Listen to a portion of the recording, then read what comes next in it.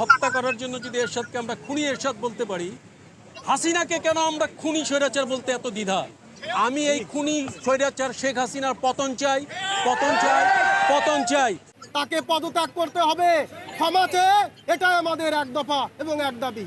যারা গণহত্যাকারী, যারা খুনি, তাদেরকে খুনি বলতে হবে, কোনো ভনিতা নয়। এই দেশে অন্য দেশের প্রেসক্রিপশনে এই দেশকে চালায়। এই সরকার তো বাংলাদেশের সরকার হতে পারে না, এই সরকার তো রয়ের সরকার হতে পারে। যারা রদে পরিচালিত তাদেরকে আমরা কিভাবে বিশ্বাস করি যে তাদের থেকে আমরা কিভাবে বিচার চাইতে পারি? কারণ হচ্ছে আজকে এই বাংলাদেশকে সংস্কার ছাড়া কোনো সরকারই ভালোভাবে চালাতে পারবে না। আল মাহমুদি বলেছিলেন, কোথায় আছে মতিউর, ঘুমিয়ে আছে সে, তোরাই তবে সোনা মানিক আগুনে জেলে দে।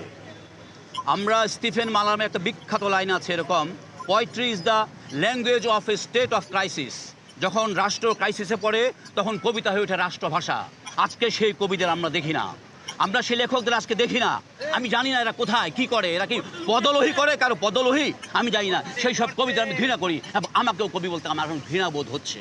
52 ভাষা আন্দোলনে দেখেছি ছাত্ররা পরাজিত হয়নি, 90-এর স্বৈরশাসক আন্দোলনে দেখেছি ছাত্ররা পরাজিত হয়নি। আজকে আপনারা যদি নৈতিকভাবে এই ছাত্রদেরকে পরাজিত করতে দেন বা করে দেন, তাহলে এই ছাত্ররা হেরে যাবে না, হেরে যাবো আমরা, হেরে যাবে বাংলাদেশ, হেরে যাবে আগামী প্রজন্ম। সময়ের সাহসী প্রতিবাদী বুদ্ধিজীবী সলিমুল্লাহ খান সলিম ভাই বলেছেন যে আমরা খুনির কাছে, হত্যাকারীর কাছে কোনো বিচার চাইতে পারি না।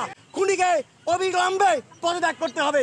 যদি তিনি পদত্যাগ না করেন, তাকে জানায় হাজির হতে হবে। উনি রাষ্ট্র ক্ষমতা যিনি বসে আছেন, তিনি কথায় কথায় বলেন তিনি সজোর হানার বেদনা তিনি জানেন। স্পষ্ট কথা আমরা বলতে চাই, এই কথার মানে কি? তিনি কি বাংলাদেশের প্রত্যেক নাগরিককে তিনি সজোর হারানোর বেদনা অনুভব করাবেন? আমরা জাতিসংঘের কাছে বিচার জানিয়েছি, আমরা আন্তর্জাতিক আদালতে মামলাও করা হয়েছে।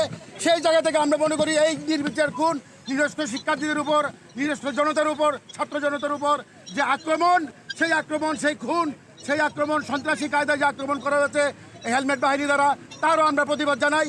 এবং সে প্রতিটা খুনের, প্রতিটা গুলির আমরা হিসাব চাই। আমরা চাই অবিলম্বে সরকার এই বিবেচনা করে, নাগরিকদের দুর্দশা বিবেচনা করে সে তার ক্ষমতা থেকে সরে দাঁড়াবে। এবং এই যে অতিমাত্রায় বল প্রয়োগ এবং এই যে পুলিশদের, আর্মিকে, বিজিবিকে এত সাহস তারা করে তুললো যে নাগরিককে যেখান থেকে সেখানে নিরস্ত্র নাগরিককে ধরে নিয়ে যাচ্ছে, আমরা এর বিচার চাই। এবং সকল যে 9 দফা ছাত্র শিক্ষার্থীরা দাবি জানিয়েছে, সেই 9 দফার প্রতি আমরা সমর্থন জানাই। আমরা মনে করি এই 9 দফাকে মেনে সরকার অবিলম্বে ব্যবস্থা নেবে। এবং আমরা না হয় ছাত্র জনতার মুখে আন্দোলনে আমরা প্রত্যেকটা নাগরিক নেমে আসবো। আমরা এরকম খুনি সরকারকে ক্ষমতায় দেখতে চাই না। প্রায় হচ্ছে গিয়ে 1.5 শতাধিক মানুষ নিহত হয়েছে, তাদেরকে হত্যা করা হয়েছে। বেসরকারি মতে প্রায় 1000-এর কাছাকাছি আমাদের ভাই বোন, আমাদের বাবা মারা জীবন দিয়েছে। আমাদের